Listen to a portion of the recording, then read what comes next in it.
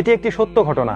মুনিবা নামের একটি মেয়ে তার বোনের বাসায় যাওয়ার জন্য বাসা থেকে বের হয়েছিল। যেতে যেতে প্রতিমধ্যে অন্ধকার হয়ে যায়, রাত হয়ে যায়। সে দ্রুত যাওয়ার জন্য একটি শর্টকাট রাস্তা বেছে নিল। অন্ধকারের মধ্যে সে রাস্তা দিয়ে সে যখন যাচ্ছিল, সে দেখতে পেল সামনে একটি লোক দাঁড়ানো। সে খুব ভয় পেয়ে গেল। সে মনে মনে আয়াতুল কুরসি পড়তে লাগলো এবং ওই লোকটিকে অতিক্রম করে সে তার বোনের বাসায় পৌঁছে গেল। এবং পরদিন সকালে নিউজ পেপারে সে দেখলো সে যে রাস্তা দিয়ে এসেছিল গত রাতে, সেই রাস্তায় একটি মেয়েকে রেপ করা হয়েছে। এবং ওই রাস্তা দিয়ে ওই রাতে যত মানুষ গিয়েছিল তাদের সবাইকে থানায় ডেকে নেওয়া হয়েছে। যথারীতি ওই মেয়েটিকেও থানায় ডেকে নেওয়া হলো। তাকে জিজ্ঞেস করা হলো জেলখানার মধ্যে ওই রেপিস্ট লোকটিকে দেখিয়ে, এই লোকটিকে তুমি গতকাল রাতে ওখানে দেখেছিলে?